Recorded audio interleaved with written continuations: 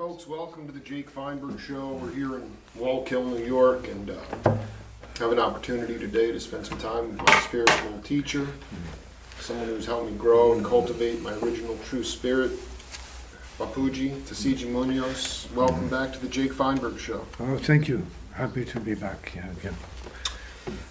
I just want you to talk about the intergalactic nature of things and how we as in nothingness can get to a place of the intergalactic. Well, again, as I was saying on the porch earlier, we have but to remember we sleep every night, and that is a key to, a bridge to our universal, say, intelligence. It's unconscious, but then we have to call it superconscious intelligence, which when we come back from it, we are not allowed to know much about it. But we do sleep, we enjoy our deep sleep, and we come back refreshed in order to continue our journey as mortal, self-conscious individuals.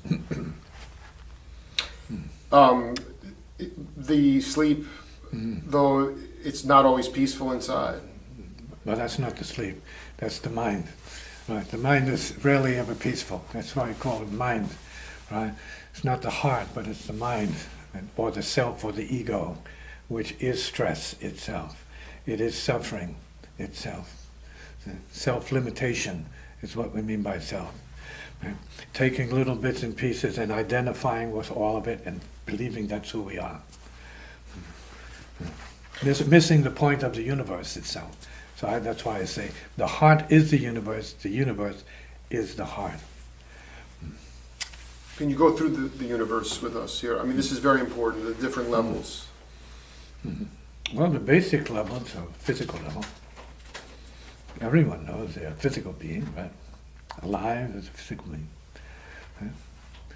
And as a physical being, you're not just a physical being because you can feel other than your physical body. You can feel, and therefore you're an emotional being.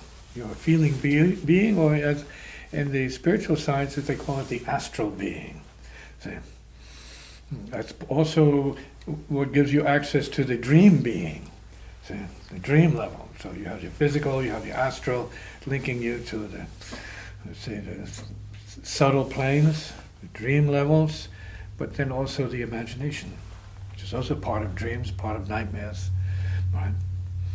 And part of the creative intelligence that each is given in order to find that way back to the truth, see, of the infinite universe within as peace, right? As peace. How does the link occur between the astral and the dream? Well, it's not so much a physical link, it's emerging. Can you explain? Can you go over from let's say, physical to emotional? How do you feel your emotion? How do you feel from emotion of thought? So you have a physical body, you have an emotion of the body, feeling, and then you have a thought. But in between those words, you have space.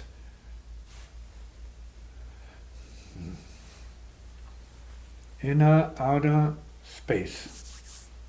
Awareness. So then the key then is awareness. Only awareness. Of the inner, of the outer, of limitation, and then of no limitation. Awareness. In every case, awareness is the same. Okay. I'm struggling in this, I just was hoping you could talk to peeps around the world. Something that I'm dealing with is nothingness, understanding nothingness. Another word for it is spiritual reality, emptiness.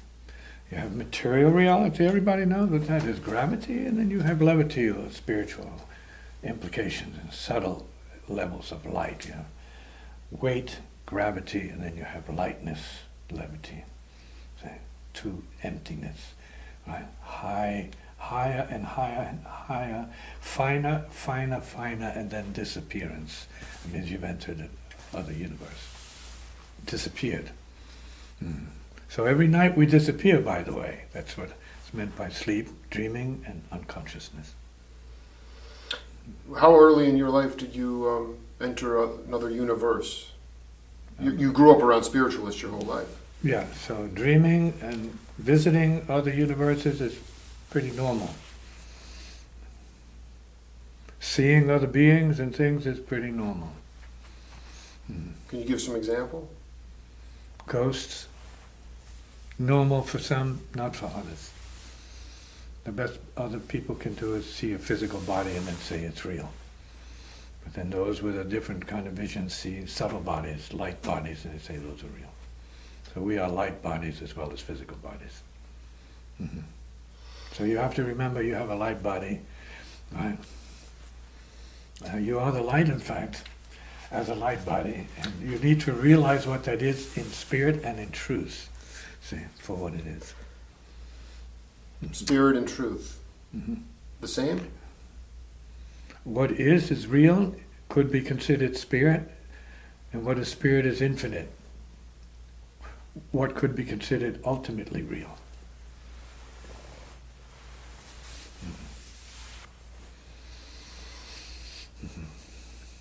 Did you always, do you feel like you've ever, even though I know you are just merely a conduit for the music,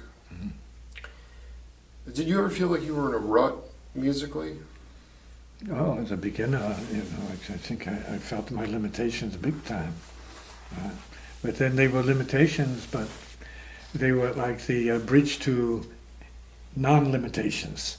And that would be true. You need limitation to get to infinite limitation, let's say. Or illimitation, no limitations. So we start with time and then we move towards space. You start with matter and you move towards higher forms of energy. You start with a form and you move towards formlessness. You start with sound and noise and you move towards silence. Every night we go into a silent mode of intelligence awareness we call the unconscious. Zero. Form to formlessness. Is that what, that's, if I remember when I interviewed Mr. Paul Schaefer, he said that when he met you on the street that night, you guys went to a practice room for several days and just shedded in form. And then you said, forget everything we just did. Is that what you're talking about?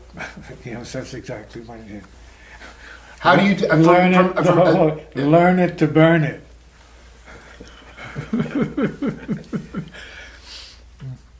I mean, like, did you have a threshold in your, like, when you were struggling where you got to a point?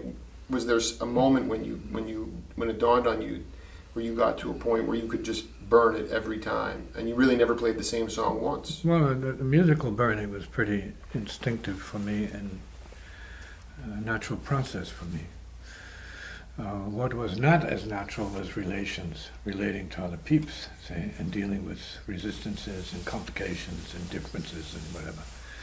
Say, so that was a little bit more trying, dealing with difference in other beings. Say, until I realized there's no difference. After a certain point, there's no difference. We're all just beings. At what point? When the awakening came. Sometimes it occurs in time, sometimes it occurs beyond time. You're enjoying this, I see. You're enjoying this. Well, no, we haven't explored the subterranean element yet. And your dad was on a submarine. He was. He was sub. Explain that. The important thing, he was a drummer. So that's even more Pops sub. was a drummer. That's even more sub than a submarine, actually. That's the super submarine, right? So when he was there, though, you were curious about where he was when you were birthed. When I was what? When your mom gave birth to you, he was underwater and commanding a ship. No, he wasn't commanding a ship. He was, I guess you might say, a sailor in the ship. Yeah, in the sub. And he prayed very deeply for you.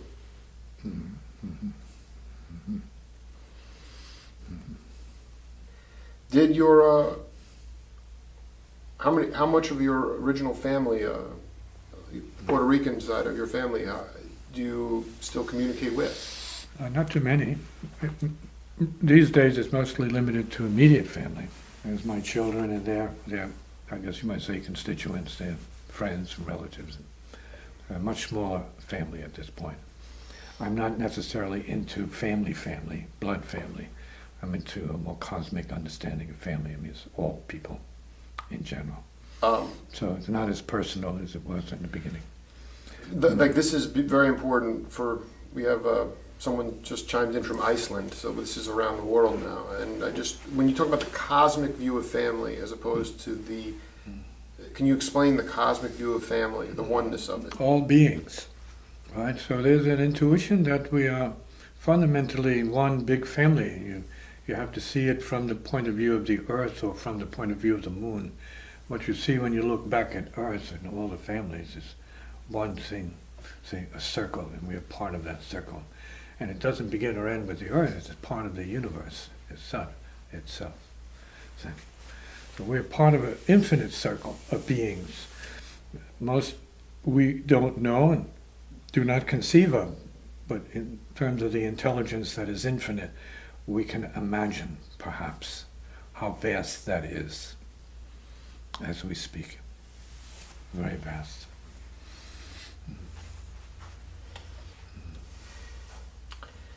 You say, I think the audience would be interested to know, you played with Art Davis a lot. Art Davis was the original upright bass player in Train's group. Yeah, I knew Dr. Art Davis. You knew Dr. Art Davis. I mean, can you talk about how you the experience of playing with him? Well, he's a great man, a scholar, a gentleman, and that's the most important thing to say about him. He was a gentleman. A great player and a gentleman.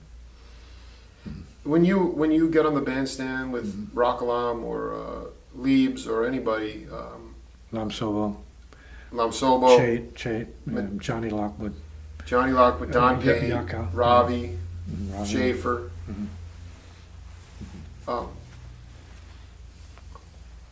Like, do you ascribe to the idea that really nothing, you guys are playing off the first sound you hear? We can do that. The idea is to use whatever you know to get to the nothingness, get to that place where it's happening, right? No one's doing anything but observing the nothingness of what's going on. Then we might have to acknowledge that that's what is called a creative impulse. See? Or beyond that, the spiritual sort of elevation of some kind of convergence of intelligence, musically or spiritually, psychically, or relationally. And people love each other, and you can feel that lift going down, and there's no problems going on. So you feel that, resonance, right? Consonance, you feel the consonance, right? It should be felt amongst family members. Consonance, like you're happy to see one another, and that's it. You're seeing and you're grabbing, you're loving each other just because you're able to be together. It's genuine. Mm-hmm. Yeah. But have you been able to help cats along on that journey to get to that place of nothingness? I mean, you're not. Well, I write about it. You write about it. I speak about it. I mean, I have almost 580 videos that I've talked on about this thing, and I've written about it in the books, and I play from it all the time. So it's not like an unknown. It's who we are. We are nothingness. And we have to use this in the spiritual sense of the word. Emptiness. We are spirits. See? We are the finest possible energy, or stardust. People would say we are stardust. See? Who are you when you go to sleep, by the way? What are you when you sleep? A big question mark, right? So if it's a big question mark when it regards going to sleep, which is the most common thing everybody does, they have to crash, so they die in the process, right? Right? If that is the way it is, right, we have to understand nothingness is not a word that's far out, it's far in.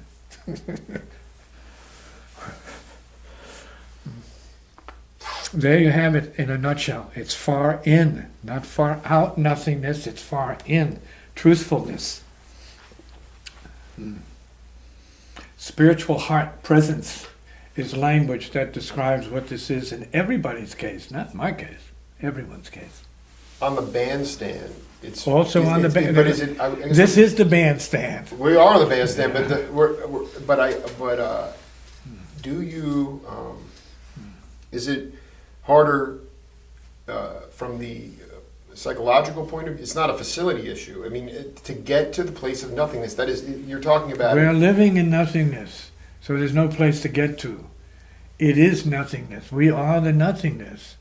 We are the deep sleep state now, but we're conscious, functioning relative to the deep sleep state, which is also present every moment of one's life. But you know that there are plenty of cats that maybe, and you played with them, where they haven't been able to get over. They can't get there. Not everybody gets No, there. because it's a matter of openness to what it is. How many cats can you say that you know that are meditating on their deep sleepness? Right? And like that is more important than women, sex, money, everything else that's going on. The world. How many are saying, listen, dude, I'm into deep sleepness. Nothing else I used to be into more than that. Say, deep sleepness. Say, how's your deep sleepness going? Sir, ma'am, right? So we can bring the deepness out to one another if we cared enough about it, in fact, more than our love for and worship of neuroses. All the garbage that's going on around us that we're making more important than it was ever designed to be.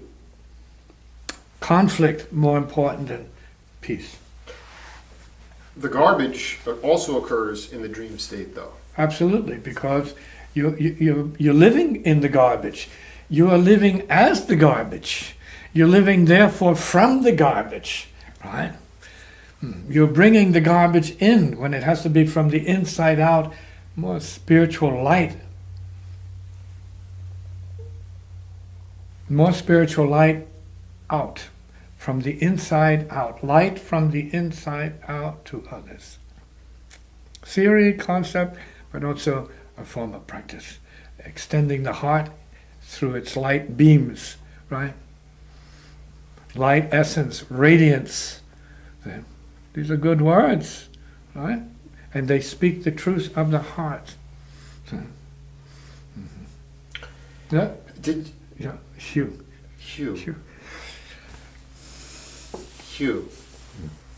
Did you you have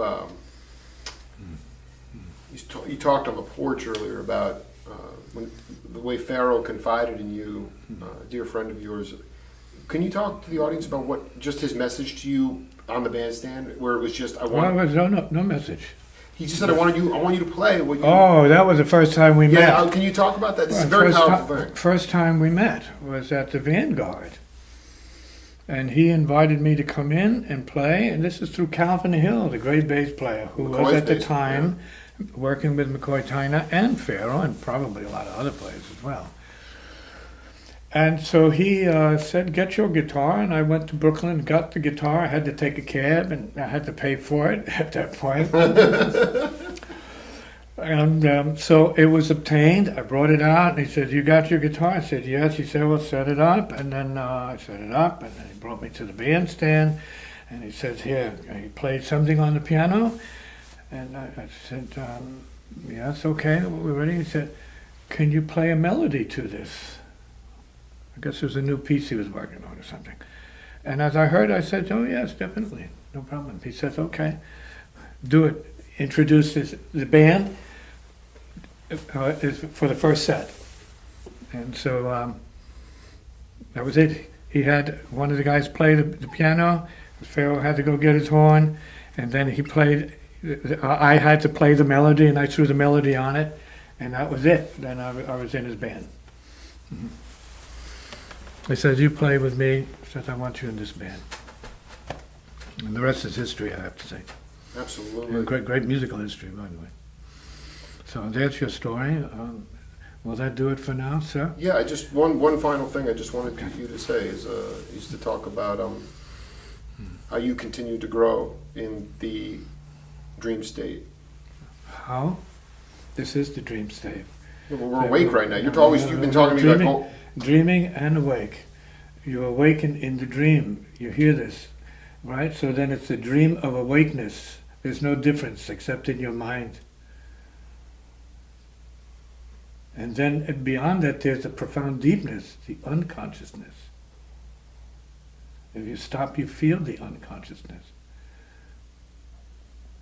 If you go even beyond that, then you might enter superconsciousness. The all-knowing nothing itself. The true nature of the core of being any kind of intelligence. Universal intelligence. Universal mind. Bapuji, love always. No, love always. Hugh. Good to see you. Hugh, All right. love always. It's the Jake Feinberg Show. See you all later. Thank you.